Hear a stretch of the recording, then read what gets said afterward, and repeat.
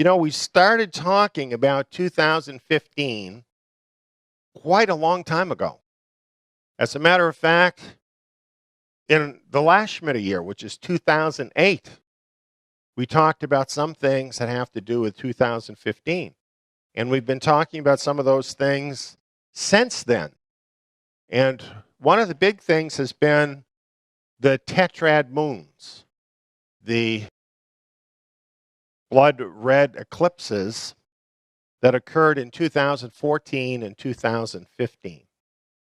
These got noticed just about 7 years ago from the NASA website. And very soon people started speculating what this could mean. And some people thought it meant that the rapture would happen in 2015. And some people thought it meant the return of Christ would happen in 2015. So when I was seeing that, I felt I needed to write about that. And I didn't believe it had anything to do with any of those things. I have a video about it that explains all about it. But basically what I was saying is this has to do with Israel. And we'll talk a little bit more about that as we move along. Well, all Schmidt years are important because they tend to be turning points. This that you're looking at right here is a chart from my presentation a year ago when we dedicated our building here right around Passover time. And you might remember I went through these various Schmidt years and we looked at how each of them was a turning point that set up a situation of events that happened thereafter. We left off 2015, which was just before us. For a lot of people, when they look back on 2015, all they see is a mass of confusing events. It seemed like kind of a crazy year with so many of the different things that happened. But as we look at this tonight, I think we're going to find a common thread, and we are going to find turning points. All of these turning points are related to the globalist agenda. And really, if there is a theme to 2015, it's the rise of the globalist agenda. Here we have a slide from a video that I did. I think it was around 2013. And this shows the Tetrad moons. I was the only one really to point out about these Star of David planetary alignments. There were 13 of them leading up to the Tetrad moons, which certainly showed that this has something to do with Israel. Also, you'll see on my chart here, I have a little question mark. Is this the Psalm 83 war? That's what I believed. I believed that these Tetrad moons pointed and point to a war having to do with Israel. And I believe that because the other Tetrad moons had to do with wars with Israel. Let's take a closer look at that question now. Pardon me that we have kind of a graphic image here, even though it is just a cartoon. But I don't think it's anywhere near as graphic as what has actually been happening in the Middle East, which is pretty horrible. Basically, what we have seen is a Sunni Shiite war. Now, from the West, in the news, that really gets played down. So a lot of us don't really understand that what is actually happening in the Middle East is a sectarian war in Islam, within Islam. But over there, they know that. And Israel knows that. And you will find more about that actually in looking in sources from that part of the world. And really, in 2015, this reached a new height where the fighting was so bad and so much was at stake that the Sunnis put together a coalition of 150,000 to 350,000, according to different estimates, from 20 different Sunni countries, and brought their armies together in the northern part of Saudi Arabia. And Saudi Arabia pulled this coalition together. They were leading this. And that's quite an amazing thing, because you really don't see that kind of cooperation, frankly, among countries in that part of the world. And this really could have escalated not only into a much worse conflict than was already going on there, but according to Putin of Russia, he was looking at World War III. And after this happened, he withdrew, which I think shows you exactly how bad this is in the Middle East, where, yes, Putin's still in the country, but he withdrew his troops. He withdrew into a corner of the country, basically, where they could protect themselves. And this sets up a situation now where I think what we're looking at from this point is a tremendous escalation of war. Well, as I looked at this and I read over Psalm 83, I realized that perhaps as we look at the situation on the ground, as things have actually unfolded with the millions of people, literally millions of people that have been displaced from their homes, and hundreds of thousands of people that have been killed already in this sectarian war, that perhaps Psalm 83 might be coming about in a way that's a little different than what we might have thought. And you know, this often happens with the scriptures because they don't always tell us everything. Sometimes we have to wait till things actually happen to understand the fullness of those things. So, you know, we might have thought about the Psalm 83 war that it's going to be bing, bang, boom, and it's all over overnight. However, look at these verses from Psalm 83. It says, "Fill their faces with confusion, that they may seek your name, Yahweh. Let them be disappointed and dismayed continually. Yes, let them be confounded and perish." Now, that doesn't sound like something that's going to happen in a few days. It's using language, this, for instance, dismayed continually. In Hebrew, it's actually referring to an extended length of time. And look at the purpose, the confusion, the disappointment, being dismayed. It's that they may seek his name. And again, I think this points to a more extended kind of war. And it's definitely talking about a war between the enemies of Israel. And it's a more extended kind of war. And I believe it may very well be this Sunni and Shiite war that has greatly escalated in this Shemitah year.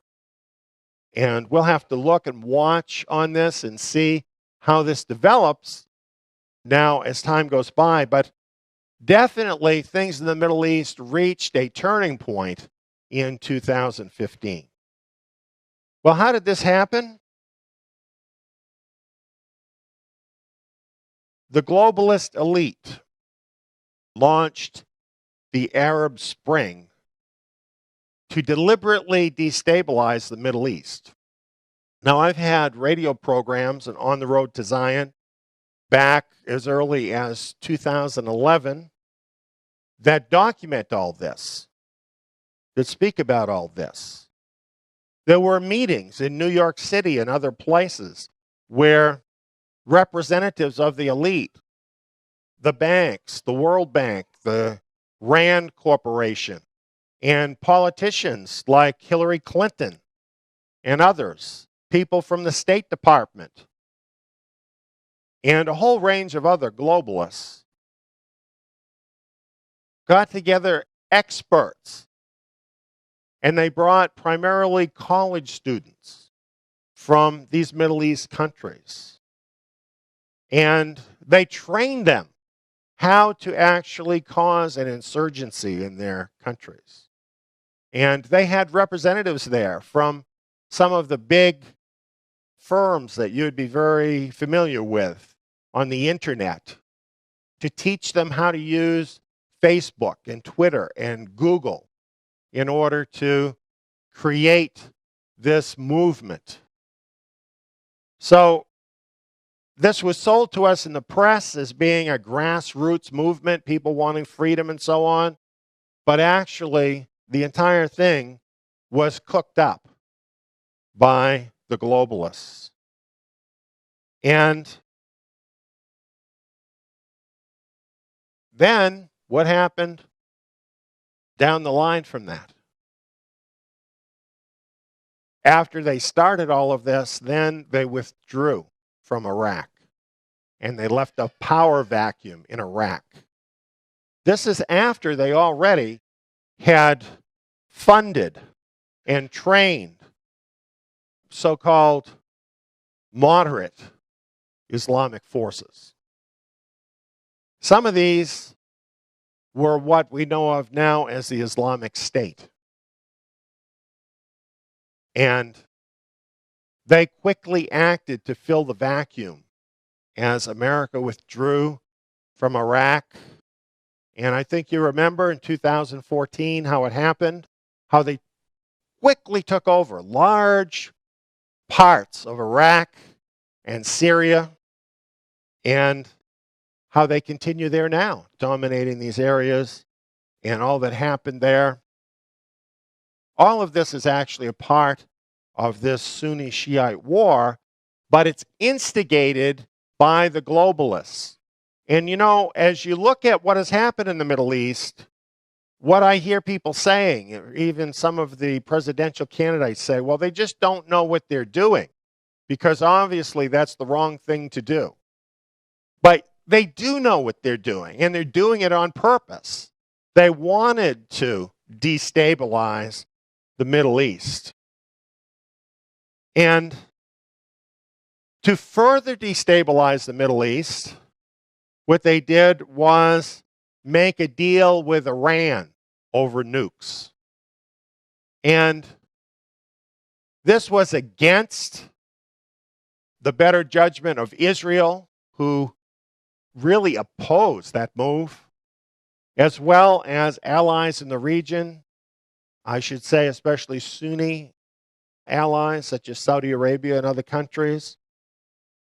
This was pushed through despite all of them. And instead of keeping the Iranians from getting nukes, the plan actually, according to Prime Minister Netanyahu of Israel, is a plan that leads directly to nukes in the Middle East. And this is like just pouring gasoline on the flames of the Middle East. And this is why the whole thing after that has flared up, because the Sunnis, who are closely related or have been closely related to the Western Bloc, including the United States, felt that they had been betrayed and decided to go their own way. And pursue their own national interests. And this involved then this war with the Shiites that has been going on since then. So why did the globalists do this? Why would they create all of this instability? Why would they push it further with the nuclear deal? Why would they leave that vacuum in Iraq for ISIS to fill? Well, all of this was to create conditions that encouraged the Islamic factions to kill off and weaken one another. And eventually, when they're done fighting with each other, then, of course, they'll go after Israel. And the reason why the globalists want to do this is, of course, the Islamic nations, which represent about a quarter of the Earth's population, have their own agenda of world domination. And they represent a block of nations that potentially would stand in the way of the globalist government. And so before we get to that point, they want to weaken this block of nations so that they cannot in any way stand in the way of the globalist New World Order. So it actually serves their interests. This is how they see it in what they're doing. So this is the plan, and they push this forward a lot. This really represents a turning point. Never before have we had a situation where the Prime Minister of Israel and the President of the United States were at total loggerheads with each other, actually like enemies with one another, actually lobbying against each other on the world stage. It's just an amazing thing to see, and it really all does represent a turning point in the Middle East. Now, in the short run, this actually is a good thing for Israel, because while their enemies are all fighting with each other, then they're using up all their energy and resources on that rather than fighting with Israel. And this may be what happens over time. However, in Israel, they believe that eventually they will face a major war farther down the line in this process. And that probably is what will happen. But anyway, as you look at it from that perspective, you can see how this has to do with the global elite, and this is planned out by them. It's not just that they're ignorant and don't know what they're doing. It's not just that they don't know how to make a deal with Iran. It's all on purpose. The migrant crisis has led to This has come to a turning point in Europe because of this migrant crisis. Terrorism is at a turning point. And just recently, articles have been coming out saying that ISIS is on the verge of nukes, starting with dirty nukes. So we can expect a real escalation of terrorism. Well, what possible reason could there be for globalists to promote terrorism? Well, why not ask the globalists? This is the Globalist magazine, and on their website they have the question: in what way did the attacks, that is terrorist attacks, enhance global integration? And here's the answer that they put forward. The formation of a global coalition against terrorism means that we are now moving beyond the globalization of the economy to the globalization of politics. So, by having this international problem of terrorism, it forces the individual nations to coalesce into more of a globalist network to fight terrorism. This moves everybody closer to the one world government. So terrorism works for them. There are some who have been fighting against the globalist mindset who say we're winning. They look at all this turmoil that's coming up as a result of Donald Trump's situation right now. I'm sure that this is happening in other parts of the world in other ways. And they're thinking more and more people are going to become aware of this, and we'll get together and we'll defeat these globalists. So they think we're winning. And you know what? That's very tempting to want to get on board and help them. You know, if you really hate what the globalists are about, it's very tempting to want to get on board one of these movements and to help them. But is this true? Is it possible to actually win against the elite at this point?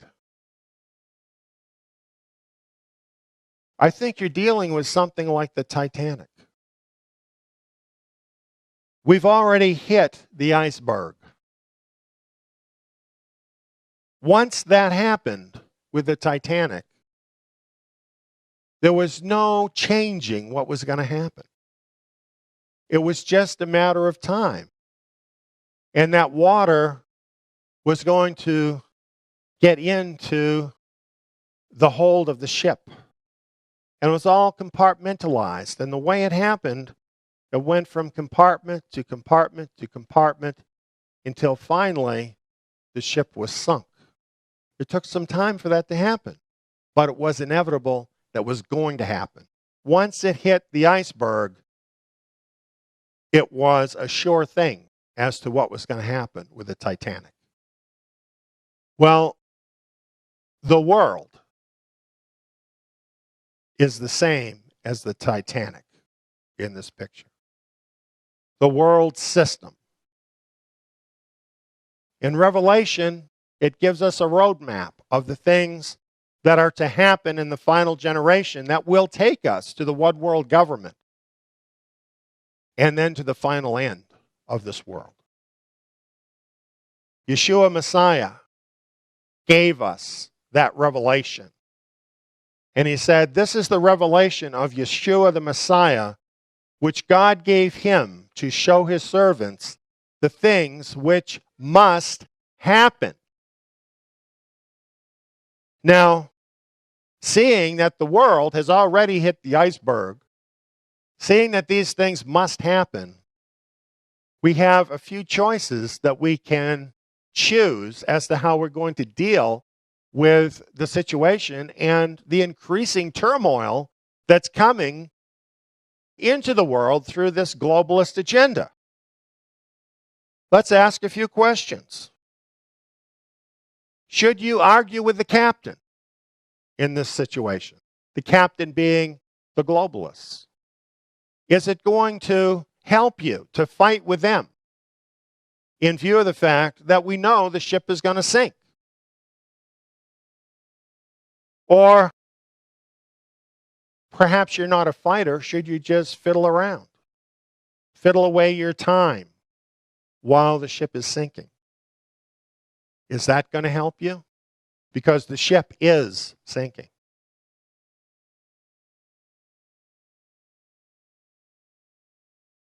Or should you get serious about a lifeboat before the big panic happens?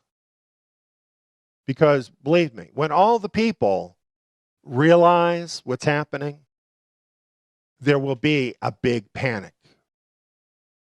And they won't all be nice. And it's not going to be pretty as to what happens.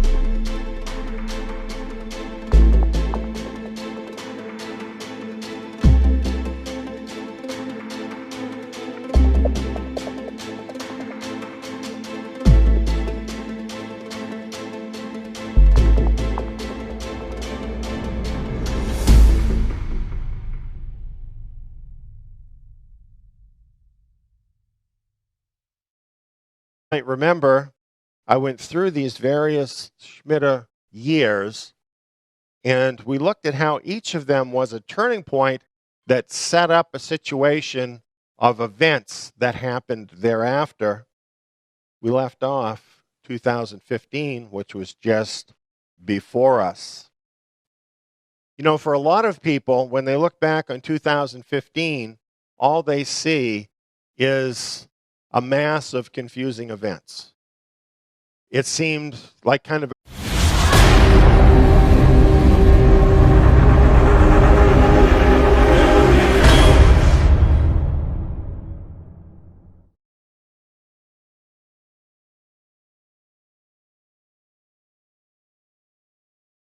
we started talking about 2015 quite a long time ago.